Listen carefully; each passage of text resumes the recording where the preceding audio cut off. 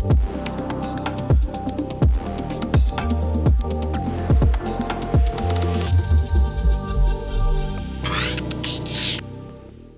Health awareness programme में आपका मेज़बान अदनान मिर्ज़ा हाज़िर है और आज के इस दिन हम इस टॉपिक पे बात करना चाहेंगे जो कि आजकल कुछ कॉमन होता जा रहा है।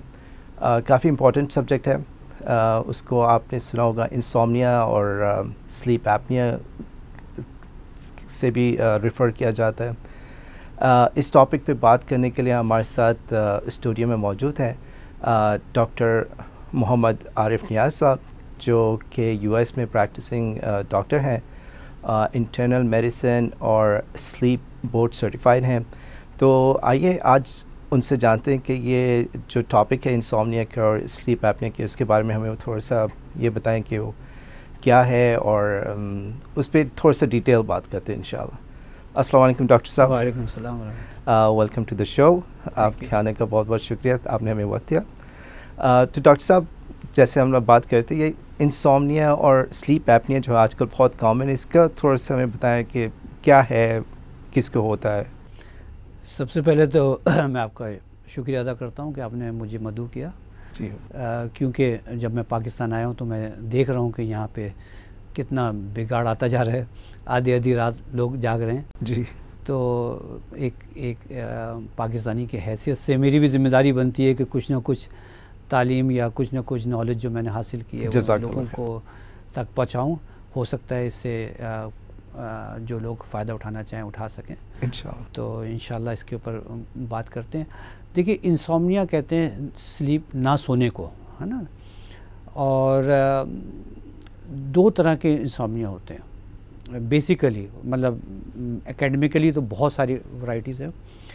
एक तो वो होते हैं जिससे हम कहते हैं ऑब्स्ट्रक्टेड स्लीप एपनिया।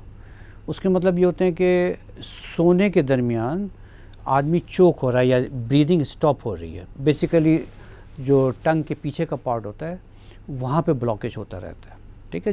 ज़्यादातर ये मोटे लोगों में होता है, लेकिन और पतले लोगों में भी हो सकता है, ये एज्यूम ना कर लें। तो इसको ऑब्स्ट्रक्टेड स्लीप एपनिया कहते हैं, ठीक है। दूसरा इंसोम्निया आपने वैसे सुना होगा, बिलखुसूस लोग कहते हैं कि भाई मैं रात को सोया नहीं, मेडिकली हेल्थ वाइज बिल्कुल सही होते हैं। उसकी भी अपनी वैरायटीज़ हैं कि प्राइमरी है कि किसी कंडीशन की वजह से है, तो वो एक अलग कंडीशन, दोनों अलग अलग कंडीशन है। तो एक इंसोम्निया जो है जो आपके स्लीप ब्लॉकेज की वजह से, और एक इंसोम्निया वो है जो आपको नेचुरल नींद नहीं आती, यानी स्लीप के इनिशिएशन में आपको प्रॉब्लम हो रहा है, आप सो ही नहीं पा रहे, ठीक है ना। तो ये दोनों अलग अलग चीज़ें हैं। मेरा ख़्याल है कि आजकल हमें ऑब्स्ट्रक्टेड स्लीप एपनिया जो है ज़्यादा मुहिम है, बिलखुसूस पाकिस्तान में, क्योंकि ओबेसिटी यानी वज़न का बढ़ना बहुत कॉमन होता जा रहा है। तो इस पे हमें बहुत फोकस करना चाहिए। सही। तो आपके ख़्याल में ये पाकिस्तान के अंदर जो हो रहा है उसकी क्या वजूहात हैं और किन किन एज ग्रुप्स में हो रहा है? इसमें कोई फ़र्क आता है कि बड़े होने चाहिए? हमने कहा कि मोटे और पतलों में थोड़ा सा, मोटों में ज़्यादा होता है, पतलों में कम, लेकिन होता है। तो इसमें एज का भी कुछ फैक्टर होता है? उसमें यकीनन एज का फैक्टर भी है, लेकिन बच्चों में भी हो सकता है। अच्छा। लेकिन जनरली बच्चों के स्लीप एपनिया जो होते हैं ज़्यादातर वो किसी ना किसी मैकेनिकल ब्लॉकेज की वजह से होते हैं, जैसे टॉन्सिल का बड़ा होना, एडेनॉइड्स का बड़ा होना, जो कि स्लीप को ब्लॉक कर रहे होते हैं, वो स्नोर करते हैं। तो उसमें सर्जिकली उनके टॉन्सिल्स या एडेनॉइड्स वगैरह निकलवा देते हैं तो सही जाते हैं। लेकिन अब बच्चों में ओबेसिटी बहुत बढ़ती जा रही है, तो उनमें बग़ैर मतलब मैकेनिकल ब्लॉकेज के इंसोम्निया बहुत कॉमन होता जा रहा है। ज़्यादातर ये बड़े एजों में होता है। और क्यों हो रहा है ज़्यादातर, इसकी एक जो बुनियादी वजह है वो हमारी ओबेसिटी है, ठीक है ना। ये जेनेटिकली भी हो सकता है, क्योंकि मैक्सिलरी और फ्रंट बोन का जो माल फंक्शनिंग है, इसकी वजह से भी इंसोम्निया हो जाता है। जैसे टीथ सही तरह से अलाइन नहीं करते, क्राउडेड टीथ हैं, और इसके अलावा दूसरे एनाटॉमिकल माल फंक्शन की वजह से भी हो सकता है। लेकिन सबसे ज़्यादा कॉमन जो है ओबेसिटी की वजह से। अच्छा। जब हम ओबेसिटी की बात करते हैं तो आजकल मेडिकल टर्म में उसको BMI यानी बॉडी मास इंडेक्स के हिसाब से, मीटर स्क्वायर के हिसाब से हम लेते हैं। पहले ये होता था वेट और हाइट को लेते थे, लेकिन ये भी 100% करेक्ट नहीं है, लेकिन एक प्रैक्टिकली ये डेफिनेशन यूज़ की जाती है, क्योंकि बहुत से जैसे एथलीट होते हैं जिनके प्रोटीन बहुत ज़्यादा होते हैं, तो BMI उनका ज़्यादा होता है लेकिन वो 20 नहीं होते। तो जी एकेडमिकली क्लियर कर रहा हूँ कि ज़्यादातर BMI जिसकी 35 से ज़्यादा है और उसको तो डेफिनेटली स्लीप स्टडी होनी चाहिए, लेकिन 30 के ऊपर जो है ये ऑब्स्ट्रक्टिव स्लीप एपनिया उनका बहुत कॉमन है। अच्छा, अब आप नॉर्मली कहेंगे कि भाई ये जैसे मैंने आपको कहा कि ओबेसिटी की वजह से हो रहा है। ओबेसिटी आपको पता है कि आजकल लोग ज़्यादा एक्टिव नहीं हैं, और खानों में आप देखें कि हमारे खानों में अब जो है स्टार्च, कार्बोहाइड्रेट और इस तरह की चीज़ें बहुत ज़्यादा होती जा रही हैं, फ़ैट भी बहुत बढ़ता चला जा रहा है, और इसके साथ साथ एक्टिविटीज़, फ़िज़िकल एक्टिविटीज़ कम से कम तर होती जा रही हैं। अब ज़्यादातर हम उन चीज़ों पर डिपेंड कर रहे हैं कि जिसकी वजह से हमें घर से निकलना ही नहीं पड़े। तो इनएक्टिविटी है, फिर खाना हमारा बढ़ता जा रहा है, बिलखुसूस ऐसे खाने के जो कि वेट गेन करे। उसके अलावा चाय या कॉफ़ी भी अब ऐसी बनने लगी है कि जिसमें 200-300 कैलोरीज़ का हासिल करना कोई बड़ी चीज़ नहीं है। तो ओबेसिटी एक बहुत कॉमन फैक्टर है। और एक जो दूसरी बात है वो हमारा देर से सोना भी एक प्रॉब्लम का हिस्सा है कि हम आधी रात के बाद सोने लगे हैं, क्योंकि आप नींद जो है अल्लाह ताला ने जैसे कुरान में कहा है कि वजलना नौमकुन सबाता, कि हमने नींद जो है आपको आराम के लिए बनाई है। और ये बिल्कुल सही बात है, ऐसा नहीं है क्योंकि जाला का जो लफ्ज़ यूज़ किया है कुरान में भी वो बड़ा साइंटिफिकली प्रूव हुआ है। क्योंकि एक ज़माने में अब से 50 साल पहले ये समझा जाता था साइंटिफिकली कि इंसान सोता इसलिए है कि इंसान थक जाता है और बॉडी फिर कंटिन्यू नहीं कर पाती, यानी कि शट डाउन हो जाती है। लेकिन अब साइंस ने प्रूव किया नहीं, स्लीप का एक अपना मैकेनिज़्म है और अवेक का एक अपना मैकेनिज़्म है। जब आप रात को नहीं सोएंगे तो आप बहुत बड़ा अपना एक जो ब्लेसिंग है जिससे आप ताकत हासिल कर सकते हैं, अपने आप को आराम पहुंचा सकते हैं, वो डैमेज कर रहे हैं। तो इसकी वजह से भी ओबेसिटी बढ़ेगी। और एक ये चीज़ है कि साइंटिफिकली जब इंसान नहीं सोता तो ऐसे हार्मोन्स जैसे लेप्टिन्स की डिफिशिएंसी हो जाती है, ग्रोलिन का बढ़ जाता है। ग्रोलिन जो है, जैसा इंसान का पेट खाली होता है तो ग्रोलिन हार्मोन रिलीज़ होते हैं, वो इंसान को बेइंतहा हंगरी बनाते हैं। लेप्टिन कम होता है, वो इंसान को बेइंतहा हंगरी बनाते हैं। यानी एक तरह समझ ले कि इंसान सो नहीं रहा, रात को जाग रहा है, वो खा भी खूब रहा है, समझ रहे ना, तो उसकी वजह से और वेट बढ़ रहा है। उसकी वजह से फिर उसके होता है कि उसके अंदर जितनी भी आप नहीं सोते उसकी वजह से आप सिंपैथेटिक स्टिमुलेशन करते हैं। सिंपैथेटिक स्टिमुलेशन के मतलब ये होते हैं कि ऐसे हार्मोन रिलीज़ करते हैं बॉडी में जो कि आपकी शुगर को बढ़ाते हैं, जो आपके ब्लड प्रेशर को बढ़ाते हैं, सिंपैथेटिक हार्मोन कहलाते हैं। ठीक है, जब वो हार्मोन रिलीज़ होते हैं और वो फिर आपकी पैंक्रियाज के ऊपर इनहिबिट अफेक्ट करते हैं, यानी बीटा सेल के, तो आपके इंसुलिन रेजिस्टेंस डेवलप होती है और इसके अलावा वो फैट या ये शुगर बढ़ती जाती है। तो आप सोचें कि एक आदमी जो कि रात में 50-100 दफ़ा उठा है स्लीप डिस्टर्बेंस की वजह से, उसका कोर्टिसोल कॉन्स्टेंटली बढ़ता चला जा रहा है। तो वो उसको कितनी शुगर बढ़ी होगी रात को, कितना हार्ट पे प्रेशर पड़ा होगा, फिर सिंपैथेटिक हार्ट में कार्डियक डिसरिथमिया भी कॉज करते हैं जी। और इसके साथ साथ उसको डायबिटीज़ होगी, उसके साथ साथ उसको हार्ट फेलियर होगा, अब इसके साथ साथ उसको डायबिटीज़ होगी और दूसरे और मोटापे के साथ साथ आपको सैकड़ों कंडीशंस, आर्थराइटिस और जो भी आप उसके साथ लिंक कर लें जी। ये वजह है कि अमेरिका में हार्ट के पेशेंटों को तो कॉमनली स्लीप स्टडी करवा देते हैं कि सिंपैथेटिक स्टिमुलेशन तो नहीं हो रही। डायबिटीज़ को भी होनी चाहिए टेक्निकली। पाकिस्तान में तो इतना कॉन्सेप्ट नहीं है स्लीप स्टडी कराने का। जी जी जी जी। तो यहाँ पर इंसान को कि एक तो ये कि पहली बात ये कि आप कह रहे हैं कि इंसान 50-60 दफ़ा जागता है, तो ये तो सिर्फ स्लीप स्टडी की बेस पे ही पता चल सकता है। नॉर्मली तो हमें याद नहीं रहता हम कितनी दफ़ा जागे, लेकिन कोई ये नहीं कहेगा मैं 50-60 दफ़ा जागा हूँ। तो वो आपने जैसे बताया कि वो स्लीप स्टडी होती है, तो यहाँ पर उसको किस तरह से डायग्नोज किया जाए कि आपको स्लीप एपनिया है और क्या कर सकते हैं? ये बड़ा अच्छा क्वेश्चन उठाया आपको कि यहाँ पे कैसे डायग्नोज करें। अभी तकरीबन 6 महीने पहले मुझे मेमन हॉस्पिटल ने भी बुलाया था, यूनिवर्सिटी हॉस्पिटल जो है, और वहाँ पे मैंने स्लीप के ऊपर एक लेक्चर दिया था। तो उस लेक्चर सुनने के बाद उनकी मैनेजमेंट चाहती थी कि स्लीप लैब बनाया जाए, और मैंने उनको ऑफ़र की थी कि हम इंशाअल्लाह आपके साथ तावन करने के तैयार हैं, लेकिन इसका इंफ्रास्ट्रक्चर आप डेवलप करें। इंफ्रास्ट्रक्चर के मतलब आपको स्लीप टेक्नीशियन चाहिए, जब आपके जो स्लीप कंडक्ट करे, तो इसको आपको स्लीप स्टडी का वो बनाना पड़ेगा। इसका कोई अल्टरनेटिव नहीं है। स्लीप स्टडी 2 तरह की होती है, एक इन लैब होती है, एक आप होम बेस भी कर सकते हैं। लेकिन इन लैब जो होती है वो ज़्यादा अच्छी होती है, क्योंकि उसमें आप EEG यानी ब्रेन को भी मॉनिटर कर सकते हैं, कार्डियक को भी मॉनिटर कर सकते हैं, लेग मूवमेंट को भी मॉनिटर, उसमें चैनल बहुत ज़्यादा होते हैं। होम स्टडी में भी कर सकते हैं, लेकिन उसमें 3-4 चैनल होते हैं। एक बेड लगा देते हैं, एक ओरोनेज़ल चैनल होता है, और एक पल्स लगा देते हैं, एक आध चैनल और बढ़ा लें। जो नई होम स्लीप स्टडी आ रही है उसमें चैनल बढ़ते जा रहे हैं, लेकिन क्योंकि आदमी ख़ुद अपने बेड वेड लगा के स्लीप स्टडी करता है तो इतनी ज़्यादा एक्यूरेट नहीं होती।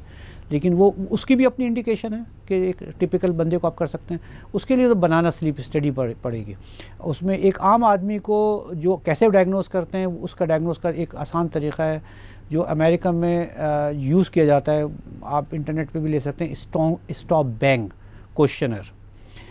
ये मुख्तलिफ, इसमें 8 क्वेश्चन होते हैं, ये येस और नो के आंसर होते हैं, और उसमें आप क्वेश्चन देखेंगे तो आपको अंदाज़ा होगा कि कितनी ज़्यादा ज़रूरत है। उसमें एक क्वेश्चन ये भी है कि mail is a 1 risk factor, और 55 ईयर्स के बाद के लोग एक रिस्क फैक्टर है, ठीक है। BMI more than 35 risk factor है, ठीक है। तो इस तरह के उसमें 8 फैक्टर हैं। फिर मॉर्निंग हेडेक है, और उसके बाद आप कितने फ्रेश उठते हैं। अगर एक आदमी सुबह उठता है वो फ्रेश फील नहीं करता, सारा दिन ड्रैग करता है, बहुत सारी चाय पिए जा रहा है अपने आप को कंटिन्यूस करने के लिए, ठीक है, और उसको मॉर्निंग में हेडेक भी होते हैं। तो ये टिपिकल स्लीप एपनिया का पेशेंट है। इसके अलावा अक्सर वाइफ या हस्बैंड, ज़्यादातर ये मेल में कॉमन है, वाइफ बता देती हैं कि रात को सोते सोते स्नोर बहुत करते हैं। लाउड स्नोरिंग एक बहुत सिग्निफिकेंट साइन है इसका। उसके साथ बाज़ ये गैस भी करते हैं, सो उड़ जाते हैं एकदम से, सडनली उड़ जाते हैं जैसे सांस बंद हो रही है। जो सांस बंद हो रही है वो तो तकरीबन समझ लीजिए कि 100% ही या 99% समझ लें उसमें स्लीप एपनिया ही क्या होता है कि अगर स्नोर कर रहे हैं और फिर स्नोर होते होते सांस बंद हो गई और उड़ गए, तो ये फैक्टर है। तो उसको तो स्लीप होनी चाहिए। अब इसका तरीका यही है कि स्लीप स्टडी करनी चाहिए, इसको इम्पोर्टेंस को समझना चाहिए, और अगर प्रिवेंटिव मेजर करें कि ओबेसिटी को कम करना चाहिए, जल्दी सोना चाहिए, जल्दी उठना चाहिए, तो वो उन फैक्टर्स पे भी काम करेंगे। लेकिन स्लीप स्टडी का होना लाजमी मलज़ूम है। नॉर्मली एवरेज इंसान को वैसे तो सब कहते हैं किसी को 6 घंटे की ज़रूरत होती है, किसी को 8 घंटे की स्लीप ज़रूरत होती है। तो एडल्ट में इस तरह वेरिएट करता है, लाइक कुछ कम कुछ ज़्यादा। और जैसा आपने कहा कि यहाँ पर लोग जो हैं देर तक जागते हैं, सुबह भी देर तक उठते हैं, तो वो उनको आपके ख़्याल में मिलती होगी, उनकी जो क्वालिटी टाइम है स्लीप का वो मिलता होगा या? देखिए हैरत होती है। अच्छा ये सब चीज़ें भी थी। तो इसमें जो एक बात है याद रखें कि अपनी बेहतरीन स्लीप हाइजीन डेवलप करें। उस पर भी हम बात कर सकते हैं कि कैसे उसको करें, लेकिन ये जो है क्लिनिकल है। ये ज़रूरी नहीं है कि एक आदमी कह रहे कि मैं 8 घंटे नहीं सोया तो मैं नहीं सोया, बल्कि हम मना करते हैं कि इसको टाइम को वॉच नहीं करो, क्योंकि उसकी वजह से एक एंग्जाइटी डेवलप होती है। यार मैं तो 6 घंटे सोया, अब तो मैं काम ही नहीं कर सकता। साइकोलॉजिकली वो आप अगर सुबह फ्रेश हो रहे हैं तो यू आर फाइन। सही। तो हैबिट्स क्या रखनी चाहिए आपके ख्याल में? एक तो आपने कहा कि रात को चाय नहीं पियो, उसके अलावा भी कुछ फूड के ट्रिगर्स होते होंगे बिल्कुल। या आपने सोने से 2 घंटे पहले कुछ नहीं खाना, या अगर खाना भी है तो ज़्यादा कोई मुरगन चीज़ें नहीं खाएं, इस तरह की कुछ? देखिए इसमें ये बड़ी अच्छी बात है, ये बड़ी अच्छी बात है। इसको स्लीप हाइजीन कहते हैं। स्लीप ट्रीटमेंट में सबसे इफेक्टिव जो है कॉग्निटिव बिहेवियर थेरेपी होती है और स्लीप हाइजीन होती है। मैं थोड़ा सा स्लीप हाइजीन में बता दूं, क्योंकि ये बड़ी इंपॉर्टेंट चीज़ है, हर आदमी को उसको प्रैक्टिस करनी चाहिए।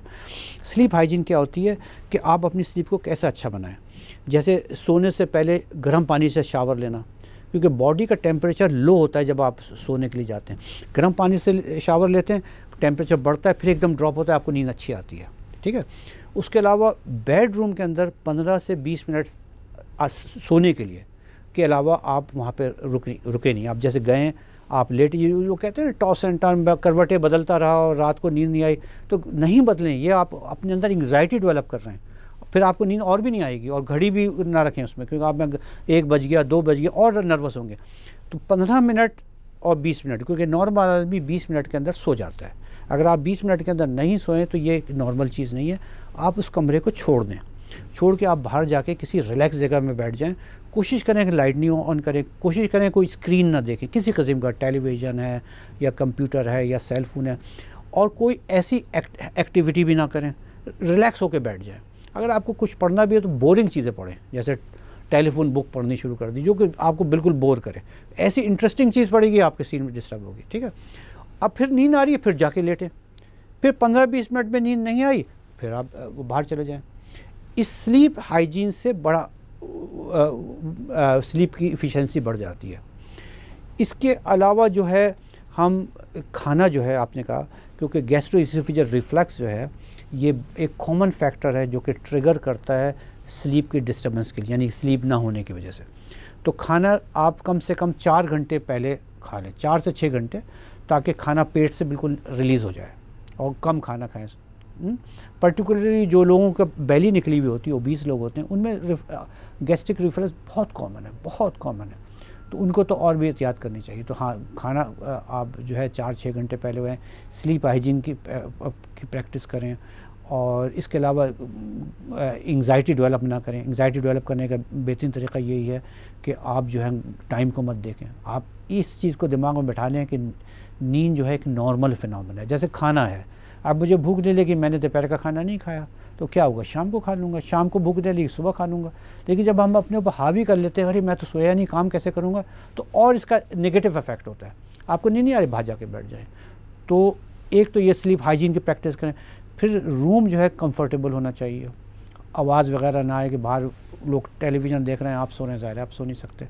तो इन सारी चीज़ों का ख्याल करें। स्लीप हाइजीन वैसे इंटरनेट पे भी मिल जाएगी, इसकी प्रैक्टिस सबको करनी चाहिए। अच्छा, उसके अलावा जैसे अब इसका इलाज किस तरह से होता है इन चीज़ों का? अगर आपको लाइक आई एम श्योर इसमें भी होता होगा कि भाई अगर कोई बहुत ज़्यादा इससे अफेक्टेड है तो उसके लिए स्पेशल ट्रीटमेंट है किसी? जी। देखिए, स्लीप के जैसे मैंने आपको कहा कि एक तो ऑब्स्ट्रक्टेड स्लीप एपनिया है, इसका इलाज बिल्कुल मुख्तलिफ है। एक इंसोम्निया इसके अलावा है, other than obstructed sleep apnoea, ठीक है ना। अब क्योंकि हम ऑब्स्ट्रक्टेड स्लीप एपनिया पे ज़्यादा बात कर रहे हैं, इंशाल्लाह कभी हुआ तो insomnia without obstructed sleep apnoea पे भी बात करेंगे। तो ऑब्स्ट्रक्टेड स्लीप एपनिया जो होता है, क्योंकि ये एक ब्लॉकेज की वजह से हो रहा होता है, ठीक है ना, टंग के पीछे का पार्ट, रेट्रोफेरेंजियल एरिया में। वो क्या सुन हो जाता है या कुछ? नहीं, वो कोलैप्स हो जाता है। कोलैप्स हो जाता है। वो क्या होता है कि जब वो प्रेशर उसको इतना ज़्यादा करते हैं ना, तो वो प्रेशर की वजह से कोलैप्स हो जाता है। अच्छा। क्योंकि आप जब साथ लेते हैं ना, ये पैसेज इनका स्मॉल होता है, ठीक है, और इस स्मॉल होने की वजह से जब वो ज़्यादा प्रेशर करते हैं तो वो, क्योंकि ऑलरेडी स्मॉल होता है, वो बंद हो जाता है।